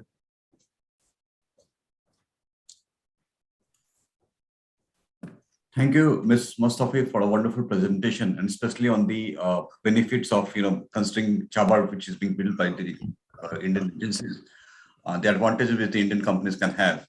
And I think there are a lot of things to be done, with which both the PhD Chamber of Commerce and Tehran Chamber of Commerce have to work and, educate and build the confidence within the members of each other's organizations. So I think, ma'am, there are a lot of things to be done, and we'll be in touch, and we'll be regularly organizing some sort of virtual events, if not physical, in coming time.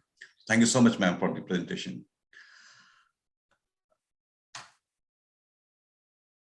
Now we are,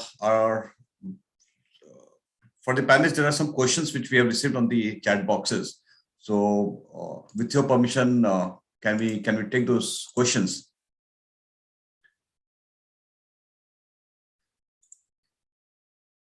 Okay. So the first question is from Mr. Hassan. He's the CEO of Hirad Smart Trading Company in Iran. And the question is that other than foods and health products, do they have import permission to Indian for machineries and chemicals in practice?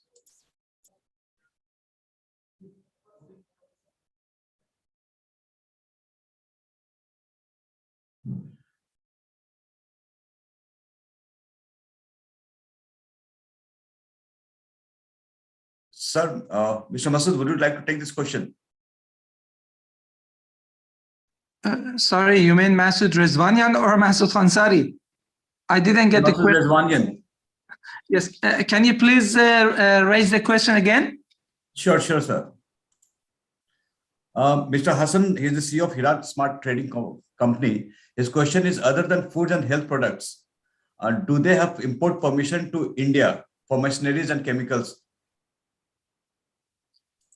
I think for the machineries, there is no restrictions or limit by Indian colleagues, and of course our partners in India try, to have some view with respect to the list of sanctions goods, and this is a major criteria because both the importers as well as the banking channels wish to refrain from being impacted with the negative aspects of the sanctions. Some of the chemicals, they are exported to India, but of course we do not have a very vast list. It depends on the items, and case by case it should be reviewed and examined, which if there is any kind of restriction. But from the government side, we do understand that there is no limits, but maybe the banking channels and also the importers themselves, they have some concerns about, to enter into such transactions. Thank you, sir. Would request the audience or any of the participants, if they have any questions, they can just raise their hand. Or maybe let's have a view from our co-chair of International Affairs Committee for MENA, Mr. DP Goel. Goel, sir, if you have some observations, or because you want to start your exploring this particular region. So if you have anything, you can just put it up over, sir. Thank you very much, sir. I am particularly convinced that Mrs. Mostafi, she has given a very good presentation on Center of Investment and Consultancy Services. Now, barter system for manufacturing in SME sector is welcomed. We'd like to have some more details on that because Iran is a mineral-rich country. As I was going through the presentation, copper, which probably is in scarcity in India, can find a very good scope from Iran to India as a raw material. And then the finished products could be, exported, or the investment opportunities could be seen in Iran for the manufacturing sector, particularly in automobile, electrical engineering.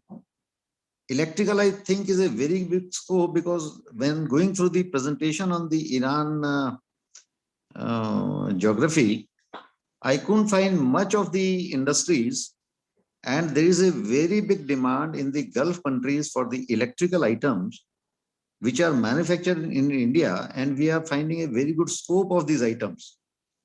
They are the quality products which we can compete with the world, and we can really have a collaboration with Iranian companies to set up our own manufacturing units within Iran, which can cater to the nearby countries also.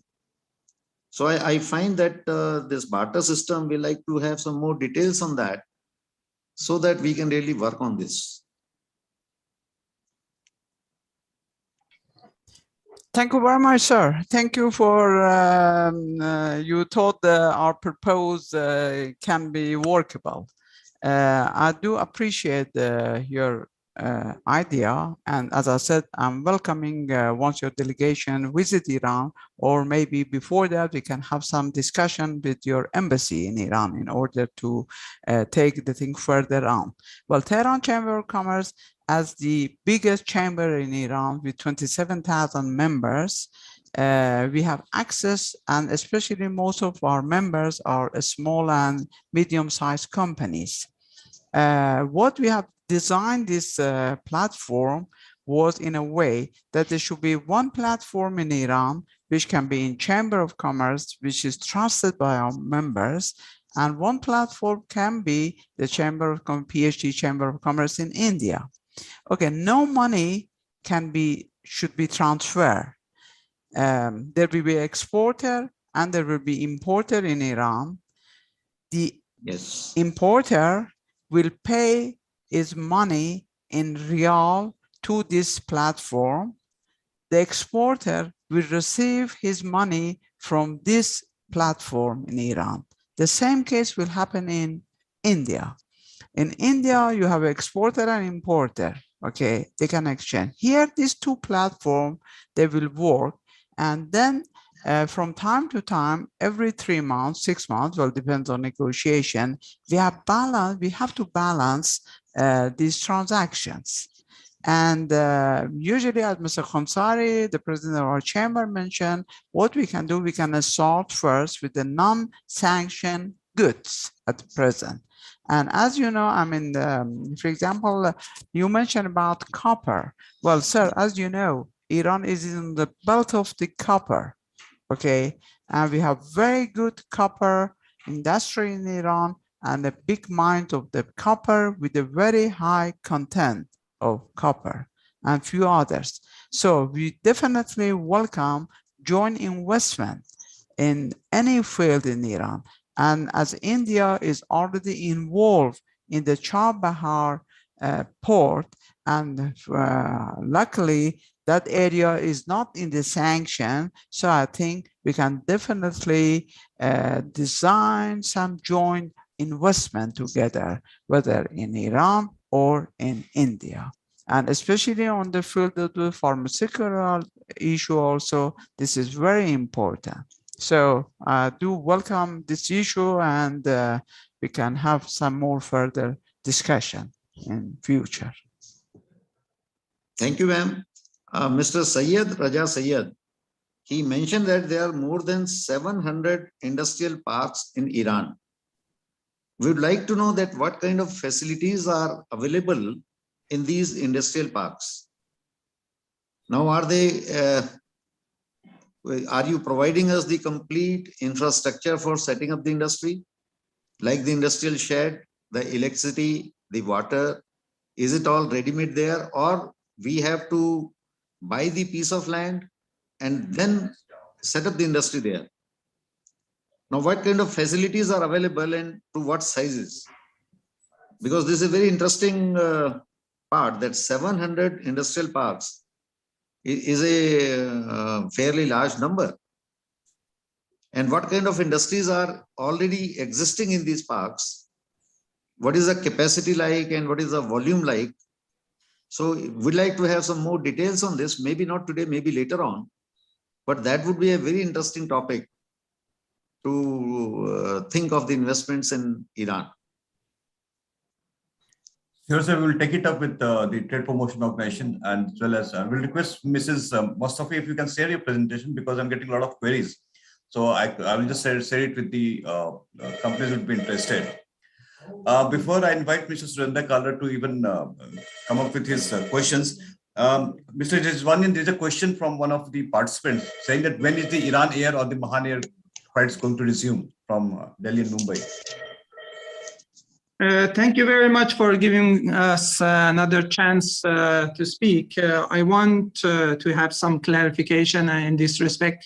We should say that Mahan Air and Mumbai, Iran Air, both from New Delhi and also from Mumbai, they have their own flights to Tehran and vice versa. But unfortunately, it is emergency flight. It means that for each flights, we should receive some clearances from MEA and also DGCA, Directorate General for Civil Aviation. And their flights so far is not very much, regular. Sometimes every week, I mean once a week, and sometimes twice a week, they have flights between Tehran and New Delhi, or Tehran and Mumbai. We hope that with the improvement in situation of COVID and also the pandemic in both countries and also everywhere, they could restart their normal and scheduled flights, so they can have at least 3-4 flights a week. Just for your good information, Mahan Air was trying to at least have 4 flights a month, but because of the restart of COVID and also intensity of the situation, they were forced to continue their flights in the twice a week format. Every 2 weeks format. And I also wish to add something with respect to barter trade, because barter trade, has different aspects. Because some people say that there is no need for the banking, and the two sides could reach to some conclusion and agreements. For example, Iranian side could export, for example, kiwi, and on the other side, it could, import rice or tea or other, commodities from Indian market. But there are some people that they believe that at the end, there is a need for the presence of, a banking channel, because the amount of the transactions in two sides, could not be the same. Maybe it could be $100,000. The other one would be, $120,000. So these imbalances between the amount of trade needs, the engagement of a banking channel. So when we want, to discuss this issue, we need to go further into some details. That if that is banking, if the role of the banks are necessary, some people says that the current rupee arrangement system is a brilliant one, and it could contribute to continuation of business between the two sides. While we know that the Yoko Bank and also IDBI, again, they have their own some restrictions, in some areas. And if we can have a full barter trade without the presence of the banking system, maybe there could be some merits and also some opportunities to enter into some areas of business without any kind of concerns of disruption by the third parties. But again, when it comes to SMEs, it would be a little difficult because the number of SMEs for doing barter system would be something which makes the situation a little complicated. So from, although this could be a very brilliant ideas, but at the expert level, it needs that the two sides could come and sit together, because maybe in India, there are some restrictions for barter trade. Maybe in some areas it could be possible. Maybe for some limited trade, it could be possible. But when it comes to some hundreds of millions of dollars of trade, it needs to be more elaborated and discussed. Thank you. Thank you, sir. Yes, we do agree with your views, and I think we'll be coming back to you again in case there are some more development, there are more concerns. We have Mr. Surendra Kala, the co-chair of International Affairs Committee from MENA. I'm sure with his experience, he would also like to put up some questions. So, Mr. Kala, if you have some questions for the panelist. Sir, you need to unmute yourself. Salam alaikum to my friends in Iran and namaste to my friends in India. It's been a pleasure that our president and chamber have organized a meeting like this, webinar with the Iranian Chambers of Commerce. They're really thankful to the Iranian Chamber of Commerce also. There is a very big scope between the two countries to improve the trade and investment, but because of the sanctions, as told by Mrs. Mustafi, that this is creating little problem and the barter system has been evolved. I agree with Mr. Mossad that it has to be studied in details with the two embassies and the regulations in the two countries. Ultimately, it lands up, and the bottom line comes to that it has to be through the banking channel, net or whatever the gross amounts are there. And second is, there are certain suggestions which I would, the presentations certainly have been very good by both the ladies. And there are certain points which I would also like to suggest is that India, she told that no doubt is a pharmacy of the world producing more than 50% of the generic drugs. We would request that whatever Indian drugs are being imported into Iran, let those, if they are all sanctioned and permitted by the Indian FDA, then a second FDA may not be regulated in Iran. There could be straight away a walkthrough for them, and exemption may be given, because Indian FDA is one of the strictest in the world, and we rank, WHO has ranked us the topmost in the first ranking FDA in the world. Second is that regarding the IT part of it, there is a big scope for Industry 4.0 solutions to be implemented in various sectors in Iran. What we call is as data analytics, IoT, blockchain, and artificial intelligence. They are really, India is a big hub for IT sector, and we would request that there should be a very big scope for this in the agriculture, mining, and the seaports. Because when we talk about the seaports, there were big issues last year at the Suez Canal with Evergreen, and all those things can be avoided, and arbitration could have been avoided had those been in the blockchain and IoT part of it. And second is very important that after we had visited the Iranian embassy 2 years ago, before these lockdowns and others, we used to get some alert emails about the business opportunities and those things taking place in Iran. But all of a sudden that has stopped. We are not getting those alert emails. Or the Chamber of Commerce or Mrs. Mustafa can share certain RFPs or feasibility reports with our chamber so that we can circulate those.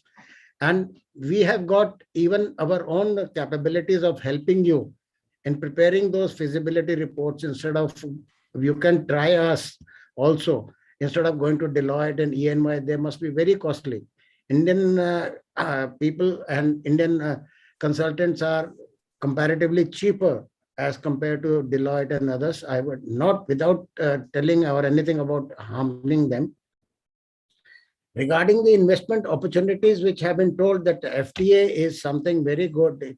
If it is come up, both the embassies and the MEAs can take up, and it will be very good for both the countries. If FTA can be implemented.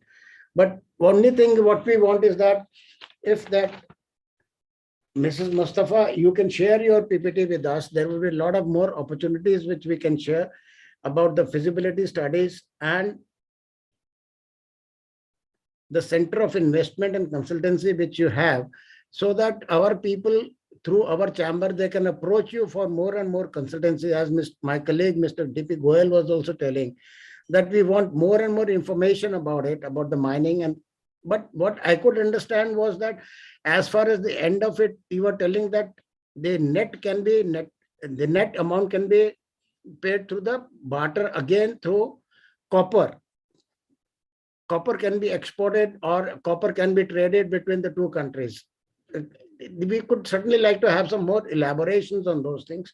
It's a good idea, and within this 5 or 10 minutes or half an hour, I'm not able to grasp it fully.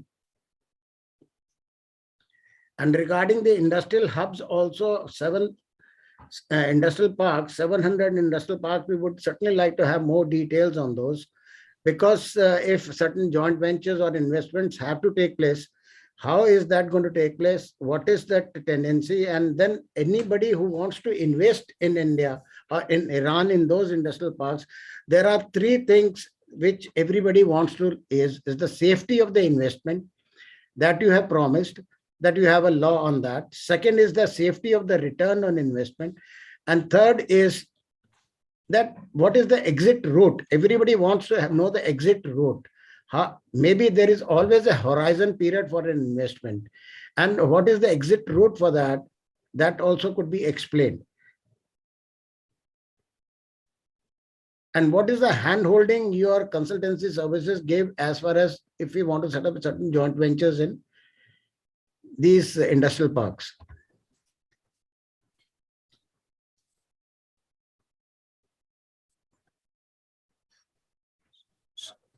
Sorry, I wonder, can I by any chance respond to the question from the gentleman? Yeah, please, thank you very much, sir. Thank you for your concern. Regarding the barter transaction, definitely, yes, I agree with you that within such a short period of time is difficult to discuss it. So I'm ready by any chance that we can have some more discussion online together. Later on, we can organize it with the Chamber of Commerce, and we shall be at your service in order to take it further.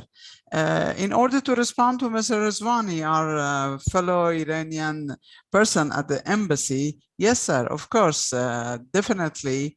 First of all, we are talking about small and medium-sized companies, okay? Let's first solve the problem of these companies, and then we can move to the others, okay?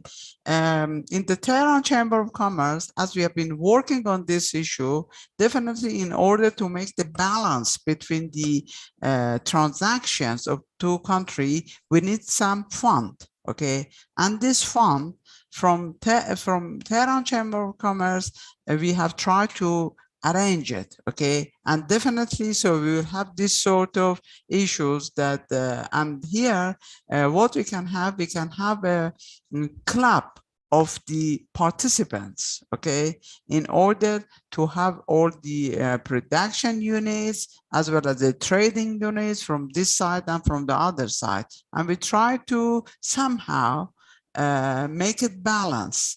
Of course, it's a little bit difficult, but definitely we need some fund in order to cover these issues. But anyway, this we have to discuss it in more detail together. And of course, we have to try to see the regulation of our countries regarding this matter.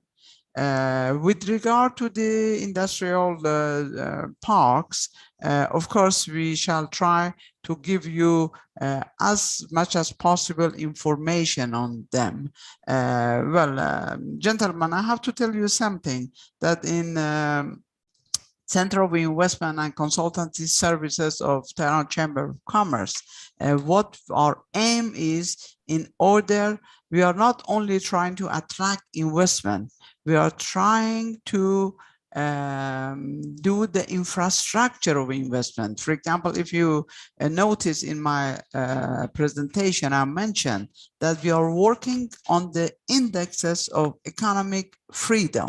We are working with Fraser Institute, which is the top in this level. So we are at the same time bringing all these issues to the attention of our government, okay, in order to facilitate the foreign investment. We know one of the issues which any investor will look at is the freedom, is the ranking of the freedom of investment in any country. So we have to improve. As a private sector, I'm telling you, we have to improve. We are not only trying to let you know good things about Iran, okay? We are trying to improve. We are trying to put forward our concern to our government. And hopefully, once we can give hand together, I'm sure we can overcome all these obstacles. Thank you. Later on, I will ask Mrs. Majidi from the Chamber of Commerce to give you the information of our website of the Center of Investment. So, and from time to time, I'm definitely at your service with our contact number and websites. Thank you. One thing which I want to emphasize is that if you share those feasibility reports or the opportunities, so that our chamber can distribute them within our members. We are going to plan some B2B meetings. And when we plan our delegation, it is not that we are meeting for the first time. We should have met and deliberated virtually before that. And when we meet there physically, we can simply sign the MOUs and start with the business. It is not that is the first meeting and then you start with it. We want to have a very fruitful B2B delegation there. And second is regarding this barter system, what we are telling that we will study in detail, you must be trading with other countries also. So what is the system you have set up with particularly like say China or other countries or even like other European countries? How do you do that? With India, you're trying to emphasize barter system. How do you trade with China or other countries? Well, gentlemen, regarding with the other countries, we have had this sort of proposal to Chinese as well, okay? And they are working on it and we are working at the same time here, okay? And it looks feasible and we are proposing this issue to Italy as well, which, I mean, these are the countries which we have received somehow I would say, willingness to do so. Of course, for example, at the moment, with the Ministry of Industry and Mining of Iran, we have been already doing some barter transaction with Chinese, which I think in later stages we can share this information together. And here also it's possible to do it. I mean, we have been doing this for the last 1 year.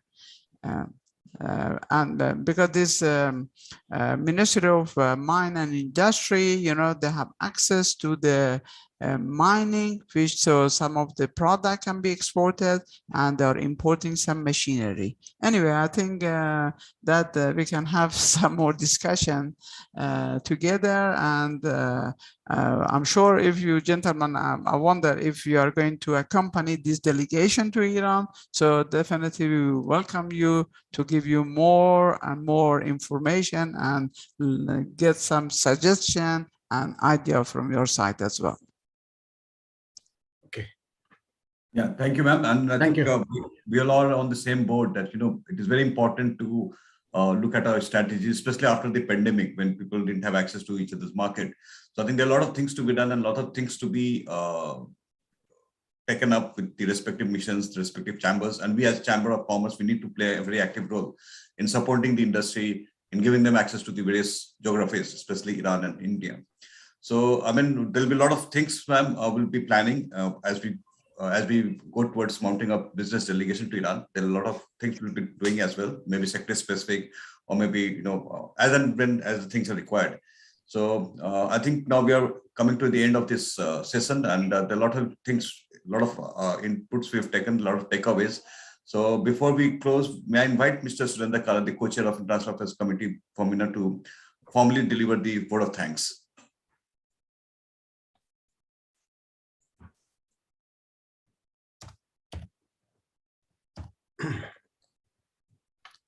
Thank you, Neeraj.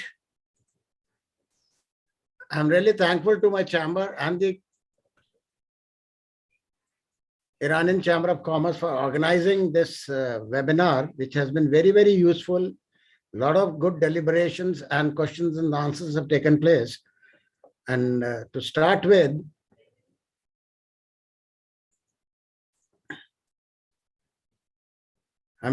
I would like to thank Mr. Abdul Faisal, Mr. Sayyid Raza, Mrs.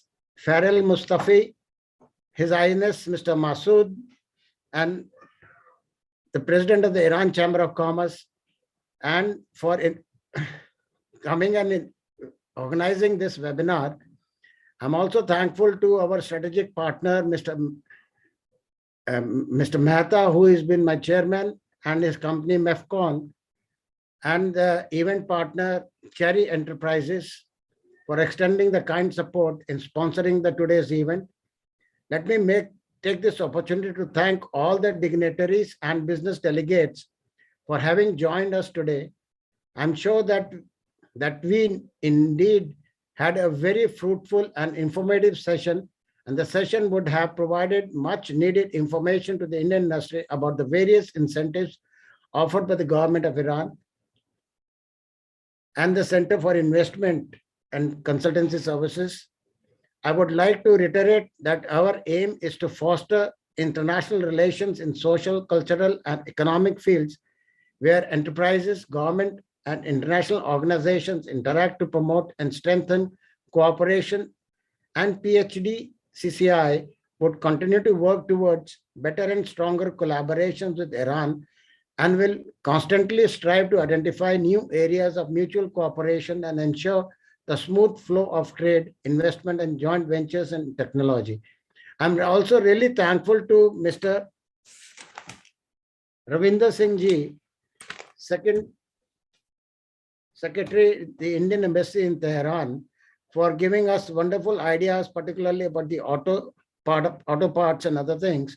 And we would request both the embassies to take up the matter of barter and come up with a solid solution. How do we take the trade forward?